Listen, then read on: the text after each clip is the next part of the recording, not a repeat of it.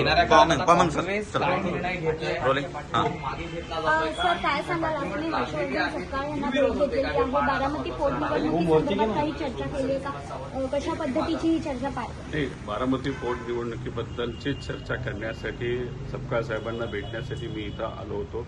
बराच वेळ आमची चर्चा झाली. चर्चा होत असताना त्यांनी फॉर्म भरण्यामागचा हेतू सुद्धा त्या ठिकाणी सांगितला. शेवटी काँग्रेस हा पक्ष सामान्य लोकांसाठी लढणारा पक्ष आहे आणि त्यांचं हे मत आलं की ठीक आहे, दादांच्या नजीकच्या काळामध्ये राजकीय जी काय भूमिका होती, भाजपबरोबर ते गेले असले, विचारामध्ये भिन्नता असली तरी महाराष्ट्राचा खूप मोठा नेता होता. महाराष्ट्राचा एवढा मोठा नेता गेल्यानंतर त्या नेत्याला न्याय जर या राज्यामध्ये त्या ठिकाणी मिळत नसेल, साधा FIR जर होत नसेल तर गरिबाचं काय, सामान्य लोकांचं काय, अशी भूमिका काँग्रेसची त्या ठिकाणी आहे. त्यामुळे काँग्रेसने जो फॉर्म भरलेला आहे त्यातून काँग्रेस एक कुठेतरी संदेश देण्याचा प्रयत्न करत आहे की एकतर दादांच्या बाबतीत जे काही तपास त्या ठिकाणी सुरू आहे तो जलद गतीने आणि पारदर्शक पद्धतीने तिथं व्हायला पाहिजे.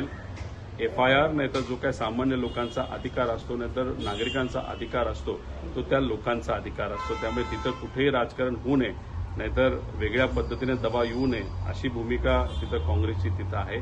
बराच वेळ चर्चा झाल्यानंतर, विनंती केल्यानंतर मी सकारात्मक आहे की काँग्रेस योग्य असा निर्णय विड्रॉलच्या बाबतीत तिथं करतील.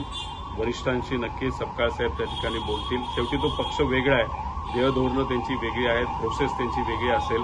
त्यामुळे सगळ्या प्रोसेसच्या माध्यमातून सर्व नेत्यांशी बोलून, वरिष्ठांशी बोलून योग्य आणि सकारात्मक निर्णय ते घेतील असं मला तरी वाटतं.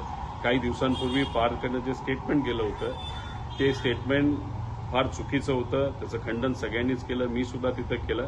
पण तरीसुद्धा भाऊ म्हणून आणि अजितदादांचे कार्यकर्ता म्हणून मी काँग्रेसची दिलगिरी त्या ठिकाणी व्यक्त करतो आणि केलेली सुद्धा आहे की त्या सगळ्या गोष्टी विसरून जाऊन ही निवडणूक मात्र तिथं बिनविरोध कशी होईल यासाठी काँग्रेसने प्रयत्न करावा. आज सुनीत्राताई आपण जर बघितलं तर अमित शहा यांची भेट घेणार आहेत. कुठेतरी ही भेट घेतल्यानंतर काही सकारात्मक घडेल किंवा काँग्रेसने अशा पद्धतीने अट टाकल्यामुळे कुठेतरी सरकार झुकेल आणि गुन्हा जो आहे तो नोंद होईल असं वाटतंय. बघा, काँग्रेसने जो संदेश दिलाय तो फार महत्वाचा आहे आणि योग्यच आहे की दादांना न्याय मिळाला पाहिजे. तुम्ही सत्तेत आहात, सत्तेत नसेल तर काही प्रमाणात आपण काही गोष्टी समजून घेऊ शकतो, पण सत्तेत असताना सुद्धा तुमच्या पक्षाच्या प्रमुखाला न्याय देण्यासाठी जर इतरच लोकांना त्या ठिकाणी प्रयत्न करावे असतील, नाहीतर FIR साधा करण्यासाठी दुसऱ्या राज्यात जावं लागत असेल तर हे योग्य नाही असा संदेश काँग्रेसने तिथं दिलेला आहे.